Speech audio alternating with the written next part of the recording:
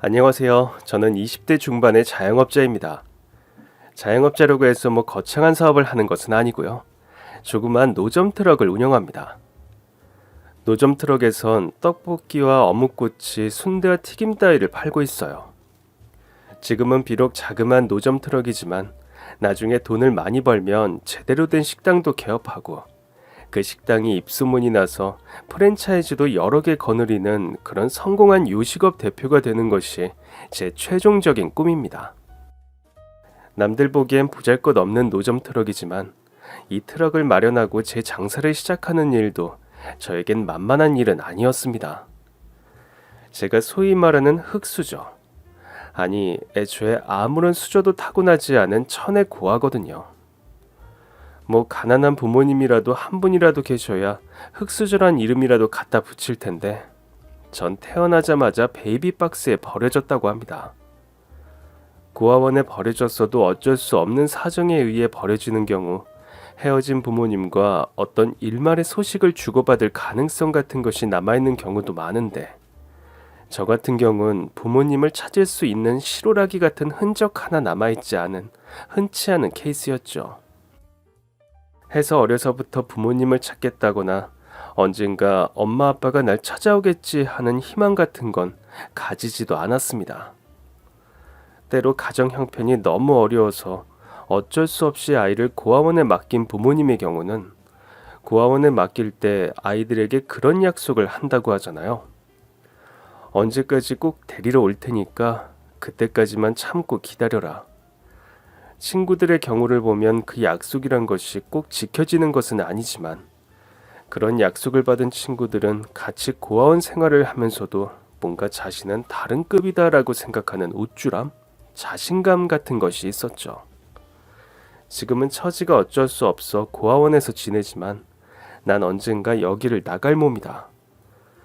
그런 믿음을 가진 친구들은 서러운 일을 겪거나 부모님이 있는 친구들과 비교를 당할 때에도 크게 흔들리지 않는 특징이 있었던 것 같습니다. 그렇지만 전 애초에 부모님의 생사조차 모르고 저에게 그런 밝은 미래를 약속해주는 어른은 아무도 없었기에 되려 현실적인 목표를 또래보다 빨리 세우게 되었던 것 같습니다. 전 애초에 공부에 그다지 흥미가 없었답니다. 해도 안 되는 공부 억지로 붙잡고 있지도 않았죠. 제가 공부를 잘해봤자 시원한 수가 있는 것도 아니었어요. 모든 과정을 장학금으로 커버할 만큼 특출나지 않으면 중도 포기할 수밖에 없는 고아원 선배들을 한두 명 본 것이 아니었으니까요. 물론 돈이 없고 고아원 출신이라서 공부를 안 했다는 것은 아닙니다. 아까도 말씀드렸지만 전 애초에 공부에 큰 재능이 없었습니다. 대신 손이 야물고 고아원을 퇴소하고 아르바이트를 하면서도 음식 만드는 것을 곧잘 배우고 잘 따라 한다는 것을 알게 되었죠. 후각과 미각도 예민해서 한번 먹어본 음식은 거진 비슷하게 만들어내는 재능도 있었답니다. 전 야간으로 전문대학 조리학과를 졸업하고 한식, 중식, 양식 조리사 자격증도 3개나 땄습니다. 그렇게 조리사 자격증을 바탕으로 주방에서 몇 년간 일을 하며 모은 돈으로 지금의 푸드트럭, 노점 장사를 시작하게 된 것이고요. 떡볶이 노점상이지만 제가 운영하는 푸드트럭은 트럭 디자인도 독특하고 떡볶이든 어묵이든 튀김이든 제가 몇 년간 공들여 개발한 레시피로 손수 만드는 터라 오픈하자마자 장사가 꽤 잘 되고 있었습니다. 전 처음 아르바이트를 시작했던 김밥집에서 만난 여자친구와 5년째 연애 중인데 장사를 부지런히 해서 돈을 어느 정도 모으면 빨리 결혼해서 가정을 꾸릴 생각입니다. 여자친구도 부모님께서 일찍 이혼하시는 바람에 할머니 밑에서 외롭게 큰 친구라 따뜻한 가정의 울타리에 대한 집착이 큰 편입니다. 여자친구는 최근 공무원 시험을 준비하고 있습니다. 공부하는 틈틈이 머리를 식히고 싶을 땐 제 노점에 와서 장사도 도와주고 정리도 도와주는 착한 여자친구죠. 무엇보다 가진 것 하나 없고 부모님마저 없는 고아인 절. 조건 없이 좋아하고 따뜻하게 품어준 사람이죠. 여자친구를 위해서라도 전 하루라도 빨리 돈을 많이 벌고 사업도 확장하고 싶은 욕심이 컸습니다. 하루는 점심시간에 한참 손님들이 몰려가고 난 후 좀 바쁘게 뒷정리를 하던 때였습니다. 허름한 차림의 노숙자 할머니 한 분이 한참 동안이나 제 노점 부근을 서성이며 뭔가를 계속 망설이는 겁니다. 차림새를 보아하니 갈 곳 없는 가난한 할머니 같았고 전 아무 말도 묻지 않고 종이컵에 어묵 하나를 넣어서 가져다 드렸죠.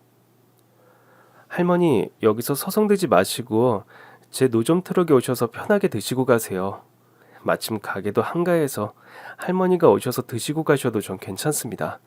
자요, 어서 가세요. 패 끼친다고 생각하지 마시고. 이거 어묵 나한테 돈 안 받고 주는 거야? 네, 할머니. 돈 걱정은 마시고 맛있게 잡수세요. 아유, 이거 내 행색이 이래서 내가 많이 불쌍해 보였나 봐. 아니 뭐 꼭 그래서 그렇다기보다 그냥 저희 할머니 같기도 하고 그래서요. 날씨도 추운데 배고프게 돌아다니시면 힘드시잖아요. 총각도 할머니가 계셔? 아, 아니요. 저한테는 할머니가 안 계시지만 그래도 계신다면 아마 할머니처럼 인자한 분이시지 않을까. 뭐 그런 생각은 드네요. 젊은 총각이 참 부지런하게 사는데 말도 참 이쁘게 하는구만. 저 트럭이 총각이 운영하는 노점 트럭인가? 예, 맞아요. 제 친구 녀석 중 한 명이 벽화를 그리는 녀석이 한 명 있는데 제가 장사한다니까 노점 트럭을 저렇게 멋지게 칠해줬어요. 다른 노점하고 구별되고 눈에 확 띄는 게 괜찮죠. 아유, 그러게 말이요. 노점 트럭들이 죄다 거기서 거기인데 총각이 운영하는 노점 트럭은 외양부터 뭔가 확 다르구만. 주인을 닮아 그런가 아주 멋지고 잘생긴 트럭이야. 제가 할머니 덕담에 기분이 좋아서 뭐 서비스 하나 더 드려야겠는데요. 그렇게 나한테 퍼주다가 내가 매일 와서 구걸하면 어쩌려고 그러나. 할머니는 그렇게 말씀하시면서도 제가 그날 드린 어묵꼬치를 아주 맛나게 잡수고 돌아가셨습니다. 그리고 이후로도 하루 걸러 방문을 하시다가 저와 이것저것 대화하는 것이 재미있고 말이 통해서였는진 몰라도 거의 매일 제 노점을 방문하는 단골 손님이 되셨죠. 단골 손님이라고 해서 제가 할머니에게 돈을 받는 것은 아니었습니다. 할머니 행색은 그야말로 노숙자였고 떡볶이나 어묵꼬치 같은 간식거리를 매일 사 먹는 것이 사치일 만큼 가난한 할머니임이 분명했으니까요. 대단한 적선을 하는 것도 아니고 하루에 한 개 어묵꼬치를 드리는 일이 저에게도 부담스러운 일은 결코 아니었죠. 게다가 할머니는 나름의 염치가 아주 확실한 분이셨습니다. 할머니, 날도 춥고 그런데 배가 많이 고프신 날엔 어묵꼬치 말고 다른 것들도 드시고 싶으신 거 있으면 원하는 만큼 드세요. 할머니 오시는 시간엔 오전 장사가 거의 마무리되는 시간이라 남은 음식들도 많고 할머니 한 분 정도 배부르게 대접하는 거 제 입장에선 그렇게 부담스러운 일이 절대 아니거든요. 아니 그래도 그렇지 공짜로 얻어먹으면서 어찌 어묵꼬치 한 개 이상을 더 얻어먹나? 어묵꼬치 하나라도 난 충분히 배가 부르고 고맙네 끓여. 그리고 끼니 때우는 건 무료 급식소니 뭐니 내가 알아서 챙겨 먹으니 총각은 너무 걱정 말어. 이렇게 매일 와서 꼬치 어묵 얻어먹는 것도 너무 미안하고 황송해 죽겠구만. 에이, 할머니는 돈 대신에 다른 걸로 꼬치값을 내시잖아요. 내가 돈 대신 총각에게 주는 게 뭔데? 주거니 받거니 저랑 이렇게 재미나게 얘기해 주시잖아요. 할머니는 또 아는 것도 많으셔서 유익한 얘기도 많이 해주시고요. 전 부모님이 안 계셔서 그런가 할머니처럼 재미나고 지혜로운 어른들 말씀 듣는 거 참 좋아하거든요. 저의 말은 사실 거짓말 하나 없이 진심이기도 했습니다. 워낙에 부모 정이니 조부모님 정이니 그런 거 하나도 모르고 자란 탓에 전 또래들보다 이렇게 할머님이나 부모님 뻘 손님들을 상대할 때 뭔가 더 기분이 좋고 더 얘기도 하고 싶고 그런 부분이 있었거든요. 게다가 할머니는 가진 것 없는 가난한 할머니였음에도 입담이 좋고 아는 것도 아주 많은 박식한 할머니였습니다. 책이며 영화, 공연, 뭐 그런 것들에 관해서도 빠삭하게 전 할머니에게 그런 이야기를 듣는 것이 아주 즐거웠답니다. 고도를 기다리며라는 연극은 꼭 한번 볼만한 연극이야. 주인공이 딱 2명 나오는데 공연 내내 두 사람이 시도 때도 없이 지루하고 때로 조금 웃긴 만담을 나누지. 오, 할머니하고 저처럼요? 에휴, 총각하고 난 지루한 얘기는 안 하잖아. 그런데 이 공연의 주인공들은 시종일관 지루하고 밑도 끝도 없는 얘기를 해. 연극에 딱히 줄거리도 없고 출창 뭔가를 기다리는데, 아휴, 뭐 기다리는 대상이 명확한 것도 아니고. 근데 그런 재미없는 연극을 누가 보나요? 엄청 유명한 공연이라오. 무대에 오를 때마다 거진 매진 행렬을 이어가고 전 세계에서 가장 많이 무대에 오르는 연극 중에 하나이고. 이유가 뭔데요? 전 도통 이해가 안 가는데. 두 주인공이 출창 지루하게 뭔가를 기다리는 꼴이 우리들의 인생을 딱 닮았다나? 하루하루 우리 살아가는 모양새도 솔직히 지루한 날들이 많잖아. 뭘 기다리는 줄도 모르고 시간이 훌떡 가버리는 순간들도 많고. 우와, 할머니는 연세도 많으신 분이 어떻게 그런 걸 다 아세요? 내가 지금은 행색이 비루해도 나름 젊었을 적 문학소녀였거든. 그렇게 할머니는 제가 모르는 이야기들을 많이 해주시고 또 한날은 아는 분에게 공짜로 얻었다면서 연극 티켓 2장을 선물해 주셔서 여자친구와 즐겁게 공연 데이트를 하기도 했습니다. 전 그렇게 하루에 한 번 할머니에게 어묵꼬치를 무료로 드리고 또 재미있는 대화도 나누고 하면서 장사를 열심히 하고 있었습니다.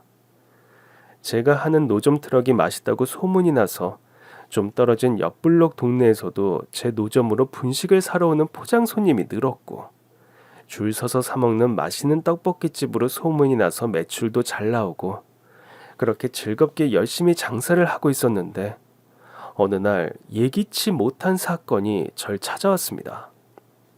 한참 점심 장사로 준비가 바쁜데 경찰 2명이 날카로운 눈빛으로 절 째려보며 노점으로 다가오는 겁니다. 이상한 예감에 그 경찰 2명을 저도 지그시 쳐다보고 있는데 노도철 씨 되십니까? 네, 그런데요. 무슨 일이신지. 노도철 씨를 방화 혐의로 긴급 체포합니다. 당신은 묵비권을 가질 권리가 있습니다. 그리고 당신이 말하는 모든 것은 법정에서 당신에게 불리하게 사용될 수 있습니다. 또한 당신은 변호사를 선임할 권리가 있습니다. 당신이 변호사를 선임할 여유가 없다면 국선 변호사를 선임해도 됩니다. 아니 지금 무슨 뚱딴지 같은 소리예요. 방화라뇨. 제가 어디에 불을 질렀단 말씀이세요? 아니 경찰 양반들, 지금 이 청년이 방화범이라니 그게 무슨 소리야? 할머니는 소란스러운 일이 일어날 수 있으니까 저리 멀리 가 계세요. 노도철 씨는 방화범으로 저희가 긴급 체포합니다. 저리 좀 비켜주세요. 말도 안 돼요. 제가 방화범이라뇨. 전 불을 지른 적이 없어요. 억울하다고요. 이건 완전 누명이에요. 억울한 누명. 전 그렇게 멀쩡하게 장사를 하다 경찰서에 끌려갔고 장시간 정말 말도 안 되는 조사까지 받았습니다. 조사를 받는 과정에서 전 알 수 있었습니다. 누군가가 저에게 단단히 앙심을 품고 계획적으로 저에게 누명을 씌운 것이란 사실을요. 노도철 씨, 건너편 노점에 가게 파하고 몰래 들어가서 불 지른 거 맞잖아요. 화재 현장에서 노도철 씨가 매일 사용하는 주방집기가 나왔어요. 지문 감식도 다 끝냈는데 노도철 씨가 맞다고 나왔고 아무리 경쟁 노점이 신경 쓰인다지만 이런 식으로 불을 지르면 안 되죠. 불이 난 노점이 제 노점과 경쟁 관계인 것은 사실이지만 전 그 집에 불을 지를 만큼 억한 심정이 하나도 없어요. 장사도 솔직히 제 노점이 훨씬 잘 되는데 내가 뭐가 아쉬워서 그 집에 불을 지릅니까? 예? 제가 아무리 경찰들에게 저의 결백함을 호소해도 씨알도 먹히지 않았고 전 결국 법정에까지 서는 신세가 되고 말았습니다. 전 법정에 선 날 거의 자포자기한 심정으로 다음과 같이 말했죠. 변호사 선임비가 없습니다. 국산 변호인 신청하겠습니다. 그런데 그 순간 법정 문이 벌컥 열리며 낯익은 얼굴 한 명이 안으로 들어왔습니다. 자세히 보니까 그 노숙자 할머니셨습니다. 평소 남루하고 비루한 행색과 다르게 너무 비싸고 고급스러운 옷차림을 하고 나타나서 전 잠깐 그분이 노숙자 할머니인 것을 못 알아볼 뻔했죠. 할머니는 혼자 오신 것이 아니라 최고의 로펌 변호사들까지 2명이나 대동하고 나타났습니다. 그리고 그 순간 제 인생의 초대박 반전, 그야말로 대박이 펼쳐지기 시작했죠. 전 도무지 영문을 알 수 없어 처음엔 놀란 눈만 깜빡거릴 수밖에 없었죠. 나중에 변호사와 할머니로부터 사연을 듣고 보니 할머니는 제가 결백을 주장하며 경찰서에 끌려간 후 얼마간의 시간이 흐른 뒤 대형 로펌을 알아보셨다고 합니다. 노숙자 할머니가 무슨 돈이 있어서 대형 로펌을 알아봤느냐고요? 알고 보니까요. 할머니는 노숙자 비렁뱅이가 아니었습니다. 할머니가 노숙자처럼 보였던 것은 최근 극단에서 노숙자 역할을 맡아 연습이 한참 진행 중이었기 때문에 그런 거였답니다.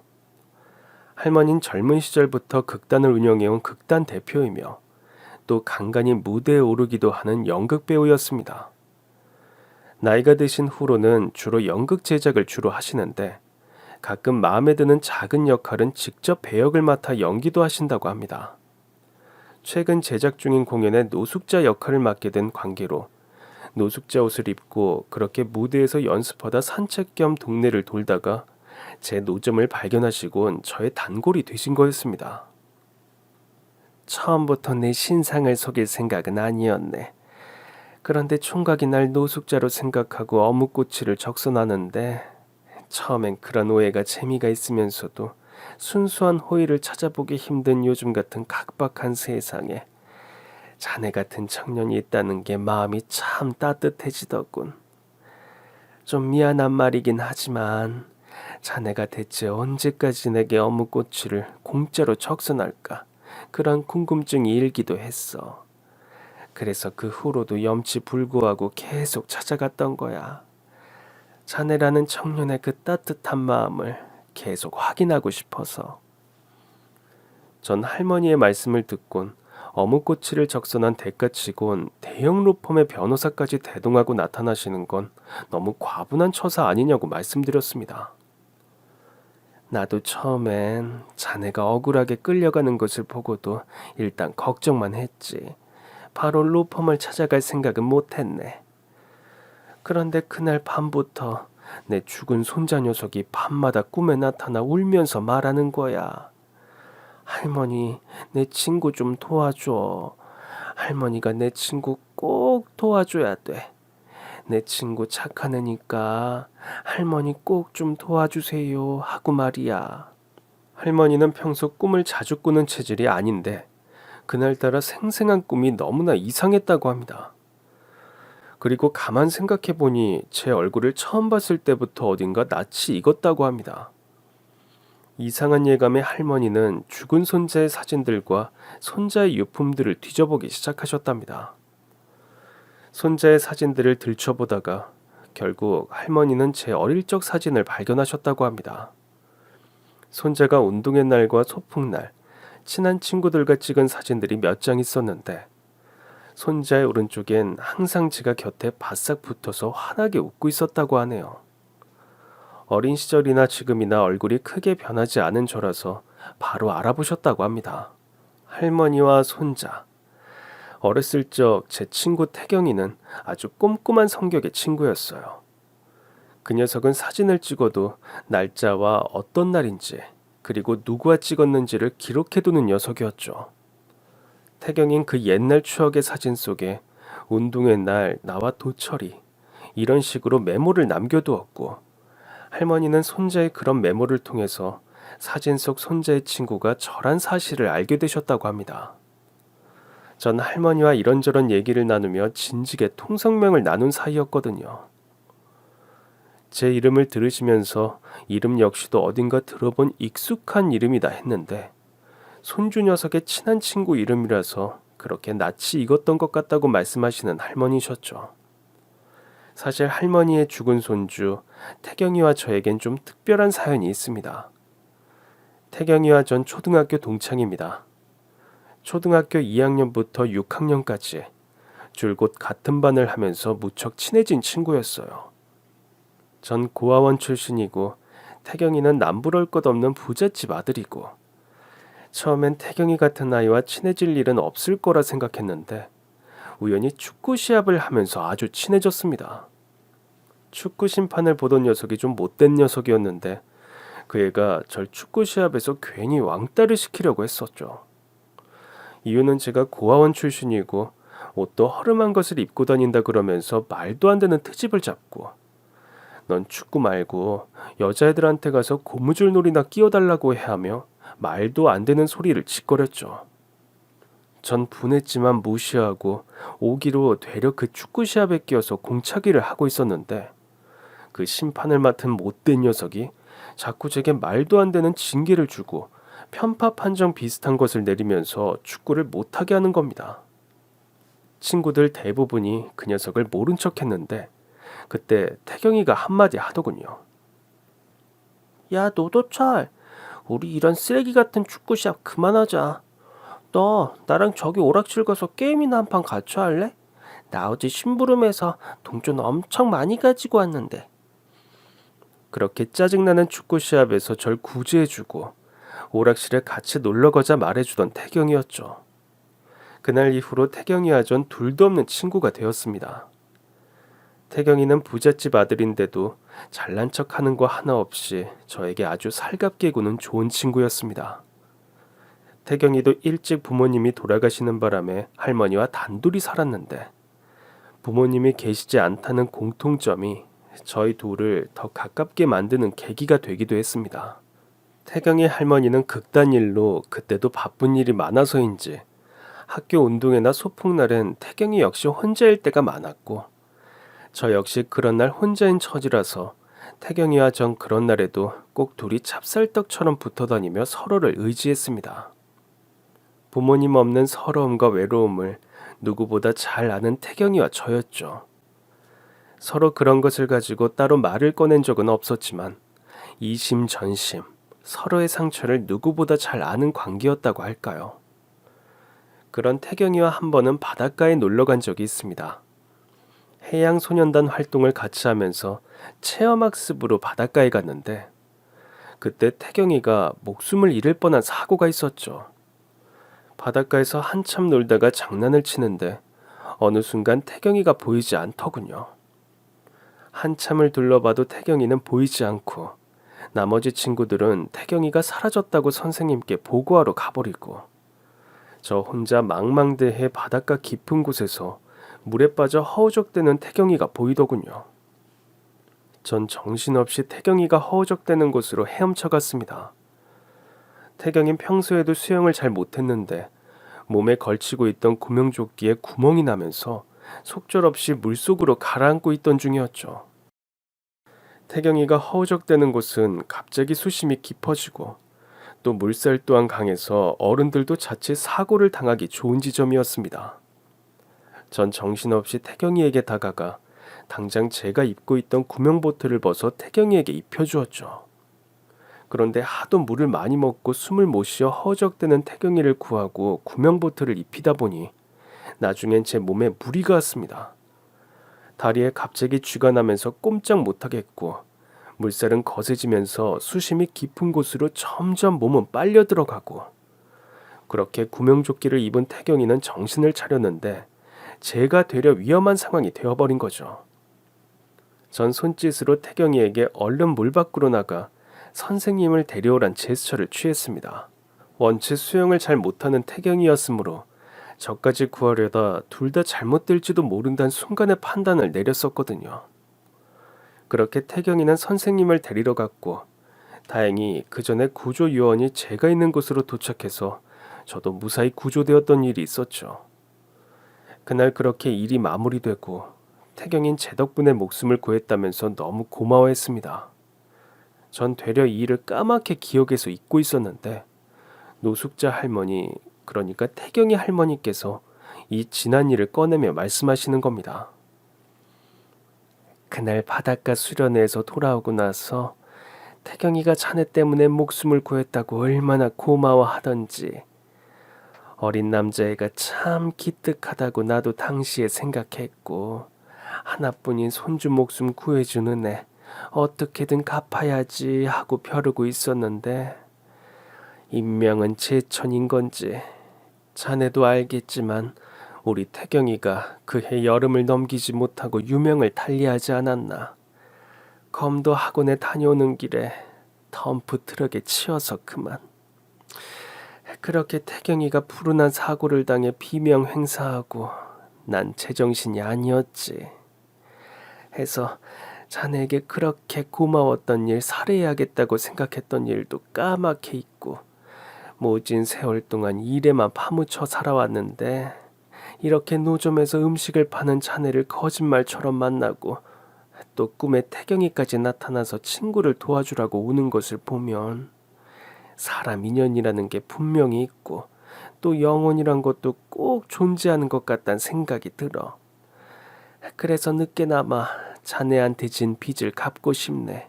할머니는 그런 연유로 대형 로펌의 화려한 변호사를 사서 절 변호하기 위해 직접 법정까지 찾아오신 거였습니다. 유년 시절의 제 작은 호의가 이렇게 세월이 오래 흐른 뒤 저에게 은혜로운 부메랑이 되어 찾아올 거라고는 한 번도 생각한 적이 없었습니다. 뭐라고 감사 인사를 드려야 할지 모르겠는 마음만 한가득이었죠. 체면 차린다고 그런 호의를 거절할 상황도 아니었기에 전 할머니의 호의를 감사하게 받기로 했습니다. 원체 제가 억울한 누명을 쓴 상황이어서 국선 변호인보다 능력 있는 변호사의 힘을 빌리는 것이 훨씬 현명한 일일 거란 생각이 들었습니다. 그렇게 할머니께서 여러모로 힘을 써주신 덕분에 전 여러 절차들을 거친 끝에 결국 억울한 누명을 벗을 수 있었습니다. 저희 쪽 변호사들이 면밀하게 조사를 해봤더니 실제 방화법은 따로 있었습니다. 제가 노점 트럭을 오픈하기 전에 사실 제가 장사하는 구역에서 나름 이름을 날리는 분식 트럭이 있었습니다. 주변에 노점 트럭도 별로 없고 있다 해도 맛이 그저 그런 곳들이 대부분이라 그 분식 트럭이 거의 그 일대의 장사를 독점하다시피 하며 장사가 잘 되었는데 제가 오픈한 후로 수익이 반이 반토막이 났다고 하더라고요. 손맛 좋은 총각이 떡볶이도 잘하고 어묵꼬치도 기가 막힌다. 튀김옷도 직접 반죽하는데 너무 맛있다. 제 분식 트럭이 그렇게 맛집으로 소문나면서 손님을 빼앗긴 그 원래 노점 주인은 저에게 억하심정을 품고 있었던 겁니다. 사실 그 사람이 예전부터 절 괜히 흘겨보고 지나가고 제 단골 손님들에게 불어 저에 관해 안 좋은 험담을 하고 다닌다는 것을 알고 있었습니다. 한 번은 제 노점 트럭에서 파는 음식에 위생 문제를 걸고 넘어지며 식기류를 제대로 세척 안 한다. 재료도 제대로 안 씻고 대충 요리한다는 둥 거짓 소문을 퍼뜨려 대판 싸움을 벌인 적도 있던 사람이죠. 아니나 다를까 제 노점과 경쟁하는 노점 주인이 절 밟으려는 의도로 저에게 고의적으로 방화의 누명을 씌운 것이었습니다.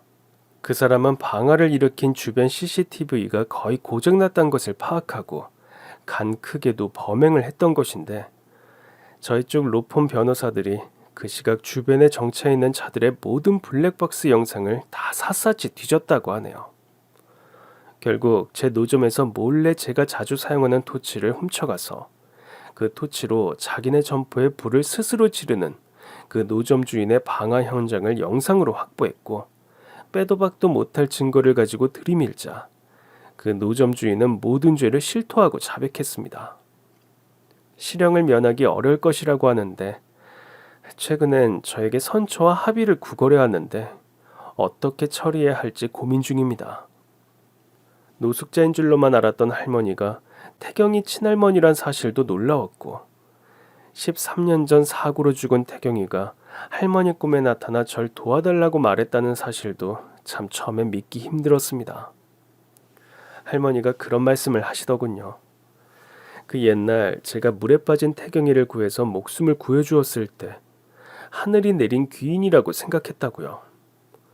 태경이는 그날 이후 집에 돌아가서 제 얘기를 몇 번이나 할머니께 했던 모양입니다. 태경이 목숨 구해준 게 너무 고마워서 듣자하니 우리 손주를 구하느라 하마터면 자네가 목숨을 잃을 뻔했단 이야기까지 들어가지고 난 너무 미안하고 고마웠지. 손주 대신 한참 물에 빠져 허우적대느라 물도 많이 먹고 숨이 거의 먹기 직전에 구조대원이 자네를 구했다고.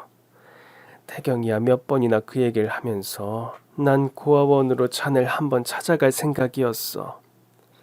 찾아가서 내 나름의 사례를 해야지 생각하던 찰나 우리 태경이가 교통사고를 당했고 그렇게 하늘나라로 가버렸던 거지. 그런 황망한 일을 겪으면서 자네한테 고마운 일도 까맣게 잊어버리고 사람이 슬픈 일을 당했다고 해서 고마운 일을 그렇게 깡그리 잊어먹으면 안 되는 건데 미안하네. 많이 늦었지만 미안하고 고마워. 할머니, 제발 이제 그런 말씀하지 마세요. 저 역시 그 옛날 태경이가 너무 고마운 친구예요. 태경이는 가진 거 많은 부잣집 아들이면서도 그런 내색 안 하고 다른 친구들은 절 고아원 출신이라고 함부로 하고 은근히 왕따 시키려는데 태경이는 부모 없는 게 죄도 아닌데 니들 못됐다 하면서 대신 따져주며 제 편을 많이 들어줬어요. 그런 형제 같은 친구라서 물놀이 가서도 제가 태경이 구하는데 고민이 없었던 거고요. 그런데 그런 태경이가 황망하게 가버려서 저도 그렇지만 할머님도 상심이 너무 크셨겠어요. 그러게 내가 태경이 그렇게 보내고 한동안 아무 정신을 차리지 못했어.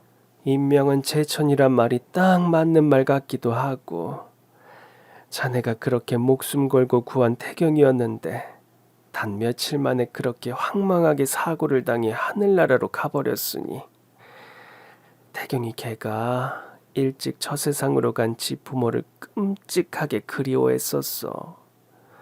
어린애가 좀 잊을만도 한데 유별나게 지 엄마 아빠를 못 잊고 많이 그리워하고 슬퍼했지. 그게 마음에 걸리더니만 결국 그 앤 중학교도 가지 못하고 지 애미 애비를 따라가 버리더구만.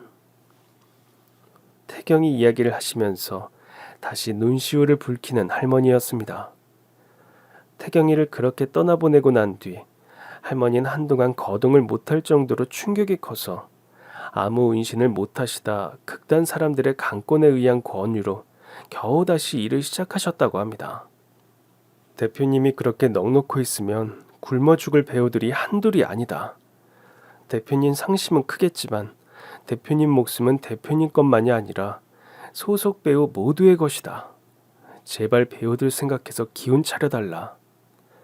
그렇게 극단 배우들과 스태프들의 위로와 용기로 다시 일을 시작했고 그 후로 극단 사업에만 매진해온 세월이라 말씀하시는 할머니였습니다. 할머니는 원래 부잣집 딸로 그 당시에 대학 영문과를 나온 인텔리 출신으로 젊은 시절엔 극단에서 활발하게 연기 활동을 하는 연극 배우였다고 합니다. 그러다 같은 연극계의 연출가와 결혼을 하셨고 그렇게 태경이 아빠를 낳으셨는데 남편분은 태경이 아빠를 낳고 10년쯤 되던 어느 날 심장마비로 돌아가셨다고 하네요. 그렇게 아들 하나 보며 키워서 장가 보냈는데 태경이 아빠와 엄마는 태경이가 7살 때 교통사고로 저 세상으로 가버리고 그렇게 또 손주 하나를 보며 살아왔는데 그 손주마저 황망하게 떠나버렸으니 할머니의 삶이 얼마나 외롭고 슬펐을지는 가늠하기 어려울 정도더군요. 그럼에도 꿋꿋하게 자기 극단을 끌어오시면서 긴 세월 버티듯 살아오신 세월이 대단하다는 생각마저 들었습니다. 할머니께서는 제가 노점 트럭 운영하는 것을 보시고 한날은 이런 권유를 하시더군요. 내가 영화나 드라마 쪽 관계자들과도 친분이 두터운데 요즘 촬영 현장에 밥차나 간식차 보내는 게 유행이더라고. 자네 분식 트럭이 아주 맛이 좋은데 그런 사업 한번 시작해 보는 게 어떻겠나? 사업 자금은 내가 투자해 줄 테니 자네가 한번 추진해 봐. 그렇게 전 할머니의 권유로 분식 트럭 사업을 시작하게 됐습니다. 안 그래도 어떤 방식으로든 사업을 확장하고 싶은 꿈이 있는 저였는데 저에겐 너무나 고마운 제안이 아닐 수 없었죠. 저의 레시피 노하우가 담긴 그대로 분식 트럭 메뉴를 정하고 여러 대의 분식 트럭과 장비들을 구입하는 비용 등을 할머니의 투자금으로 충당했습니다. 그렇게 전 영화 촬영 현장, 드라마 촬영 현장에 분식 트럭을 제공하는 사업을 시작하게 된 거였죠. 그런데 제 분식 트럭이 맛있다고 입소문이 나고 또 할머니의 적극적인 홍보와 소개가 시너지를 일으켜서 분식 트럭 사업은 그야말로 초대박이 났습니다. 반년이 채 안 되어서 할머니께서 투자해 주신 투자금을 모두 갚고도 훨씬 남을 정도의 성과를 거두었죠. 전 분식 트럭 사업 대박을 기점으로 지금 운영하는 노점 트럭의 분식집을 테마로 매장도 오픈하게 되었습니다. 오픈한 매장 역시 반응이 좋아 체인점이 하루가 다르게 늘어갈 정도로 사업이 잘 되었죠. 할머니께서는 제가 분식집 매장을 낼 때 1호점을 자신이 운영하는 극단 건물의 1층에 입점하도록 편의를 봐주시기까지 했습니다. 게다가 조건은 영구적으로 월세 면제. 너무 파격적인 혜택이라서 전 절대 그럴 수 없다고 처음엔 거절했습니다. 우리 태경이 목숨 구해준 값 이제야 갚는다고 치세나. 그 시절 차렸어야 할 인사를 여태 미루고 있다가 죽은 손자가 뒤늦게 꿈에 나타나 할머니에게 부탁하게 만든 내 불찰을 생각하면 지금도 너무 부끄럽기 짝이 없다네. 할머니, 대체 그게 무슨 말씀이세요? 과거의 은혜를 갚는다고 자꾸 말씀하시는데 그럴 정도의 일도 아니었고 친구라면 당연히 했어야 할 일이에요. 게다가 이미 차고도 넘칠 정도로 저에게 잘해주셨는데 부담 갖지 말고 고맙게 받아주게나. 정 미안하다면 우리 극단 사람들이 가끔 배고파 들리면 서비스나 좀 팍팍 줘. 그 정도면 난 충분해. 그렇게 저의 분식집 1호점은 월세 면제라는 파격적인 혜택 하에서 시작하게 된 역사를 가지고 있습니다. 그런데다 장사까지 잘 되는 바람에 2호점, 3호점, 분점까지 확대해 나가면서 저의 사업은 번창 일로에 있습니다. 그동안 여자친구는 공무원 시험을 부지런히 준비했고 최근엔 9급 공무원 시험에 합격했습니다. 시험에 합격하고 가장 먼저 소식을 알린 것도 할머니셨죠. 할머니는 마치 자기 손자가 시험에 합격한 것처럼 많이 기뻐해 주셨습니다. 여자친구가 직장에 조금 적응을 하고 나면 올해를 넘기지 않고 결혼할 생각입니다. 저나 여자친구나 부모님 없이 외롭게 자라서 따뜻한 가정의 울타리를 빨리 만들자는 소망이 확고한 탓이죠. 제가 고아원에서 출소한 뒤 아무것도 가진 것 없을 때부터 절 바라보고 좋아해 주었던 지금의 여자친구는 저의 성공을 누구보다 기뻐하는 사람 중에 한 명이기도 합니다. 저 역시 뭔가 결혼 전에 빠른 자립과 성공을 이루게 되어서 너무 다행이란 생각이 듭니다. 물론 이런 것이 가능했던 밑바탕엔 할머니의 지원이 있었기에 가능했던 것을 당연히 알고 있습니다. 전 한때 고아원에서 외롭게 자라면서 부모 없는 서름을 많이 당했고 고아원을 퇴소해서도 말도 못할 고생을 많이 했습니다. 고아원에서 나와 독립하라고 받은 정착자금을 믿었던 형에게 사기를 당해 홀랑 날리는 경험도 했죠. 아르바이트를 하면서 악덕 사장을 만나 월급을 받지 못해 고생한 적도 있었고요. 그런 과정들을 겪을 때마다 솔직히 세상을 원망하게 되는 것이 사실이었습니다.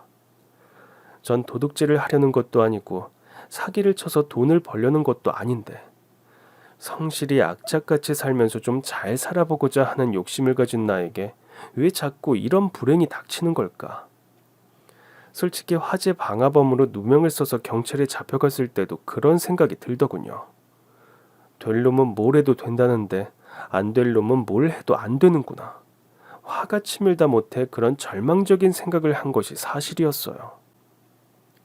계란으로 바위치기도 아니고 해도 안 되는 게 인생사라면 내가 앞으로 더 열심히 산다 한들 무슨 의미가 있을까? 그런 생각이 들어서 한때 여자친구에게 이별을 구한 저였습니다. 억울하게 경찰에 잡혀가고 재판까지 받게 되자 정말 제 상황이란 것이 답이 나오질 않더군요. 변호사 쓸 돈마저 없어서 국선 변호사를 알아보는 제 처지를 생각하니 한숨만 나왔습니다. 시험 공부하다 말고 뛰쳐나와 절 보며 엉엉 우는 여자친구를 보고 있자니 앞으로의 미래를 생각하면 어떤 면에서 여자친구를 떠나보내주는 게 사랑하는 사람을 위한 도리이다 싶어 전 그때 위약적으로 여자친구에게 이별을 고했었습니다. 단호하고 차가운 저의 태도에 마음의 상처를 입고 돌아선 여자친구였는데 할머니께서 기적처럼 변호인단을 대동하고 나타나 저의 모든 억울한 누명을 풀어주시고 제가 사업적으로 재기할 수 있도록 도와주신 거였죠. 그렇게 사태가 마무리된 후 여자친구의 마음을 풀 수 있도록 도와주신 것도 할머니의 도움이 컸습니다.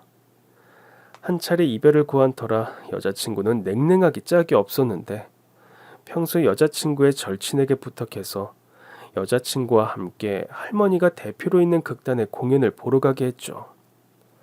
공연의 마지막에 무대에 제가 나서서 여자친구에게 사과를 했었습니다. 왜 이런 쇼맨십 같은 상황까지 만들었냐 하면요. 여자친구가 죽어도 제 연락을 받지 않았기 때문입니다. 이별을 통보하던 때에 제가 하도 차갑게 헤어지자고 말을 했어서 여자친구는 상처도 많이 받고 단단히 마음이 돌아선 상태였던 겁니다.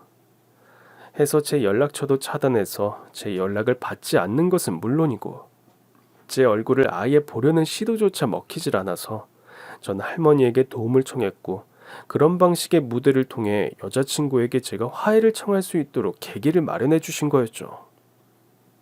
요즘은 여자친구와 가끔 그때 이야기를 하면서 웃곤 합니다. 연극이 끝나고 무대 위로 올라가 여자친구에게 잘못했다 비는 남잔 내가 아마 처음일 거라고요. 그래도 그날 일을 계기로 여자친구의 마음은 극적으로 풀렸고 헤어질 뻔한 위기를 극복하고 현재까지 잘 만나고 있습니다. 올해 하는 결혼 계획도 세우고 있으니 전 할머니 덕분에 사랑에 있어서도 성공을 거둔 셈이죠. 지난 이야기들을 왜 이렇게 시시콜콜 풀어놓느냐면요. 뭘 해도 안 될 놈이라 생각했던 제 운명이 할머니를 만나면서부터 달라졌기 때문입니다. 인생에 있어 귀인이란 존재를 믿지 않았는데 가만히 돌이켜보면 제 인생에도 분명 세 사람의 귀인이 존재하는 듯합니다. 한 명은 어린 시절의 소중한 친구 태경이, 그리고 그 다음은 제 여자친구, 그리고 세 번째 사람은 할머니입니다. 거렁뱅이 차림을 하고 있어서 노숙자인 줄 알고 할머니에게 어묵꼬치 하나씩을 적손했는데 그 할머니가 제 인생 최고의 귀인이 될 거라곤 그땐 미처 몰랐죠. 언젠가 한 번은 할머니께 그런 말씀을 드린 적이 있습니다. 제 분식집 매장이 4호점까지 오픈을 해서 기분이 무척 좋았던 날, 전 극당 꼭대기의 사무실로 할머니를 찾아갔었죠. 할머니는 그날은 아주 화려한 드레스를 입고 계셨습니다. 할머니, 이번엔 노숙자가 아니라 공주님 역할이신가 봐요? 나라고 뭐 늘 비렁뱅이 역할만 맡는 줄 알아? 나도 소시 쪽엔 가끔 공주님 같다 소리 들을 정도로 봐줄만 했었다고. 다름 아니라 제 분식집이 4호점까지 오픈하게 되어서 할머님께 감사 인사 전하려고 올라왔어요. 식당 사장님이 가게를 지켜야지. 이렇게 툭하면 사무실로 올라오면 쓰나. 얼른 내려가서 가게나 돌보라고. 아무리 생각해도 할머니는 제 인생의 귀인이세요.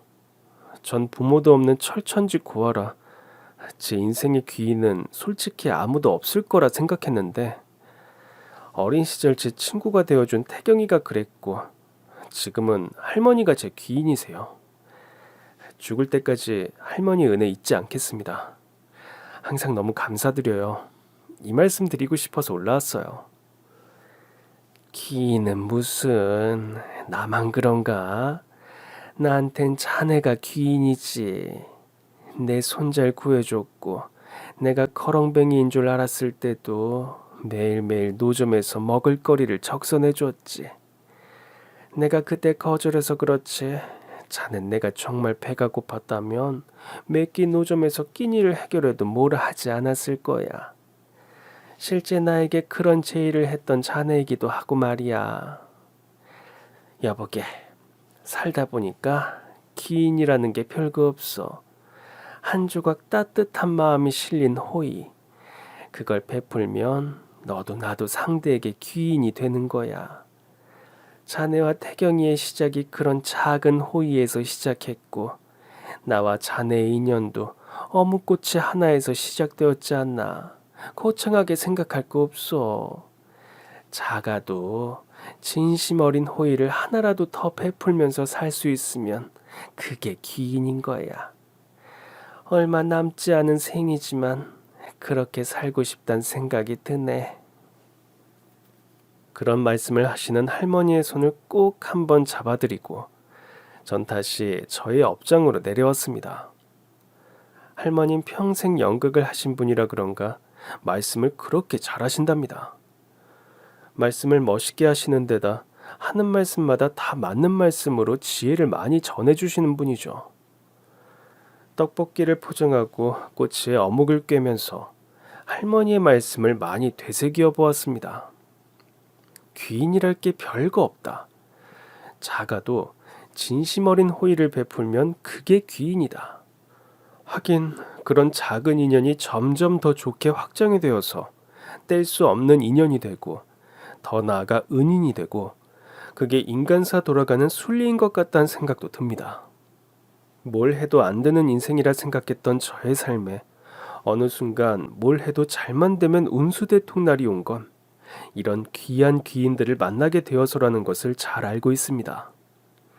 또 제가 그런 귀인을 만나려면 저 역시 사소할지라도 따뜻한 온정을 누군가에게 먼저 베풀어야 한다는 것도 이젠 알 것 같아요. 여러분은 누군가에게 귀인이 되어보신 적이 있으신가요?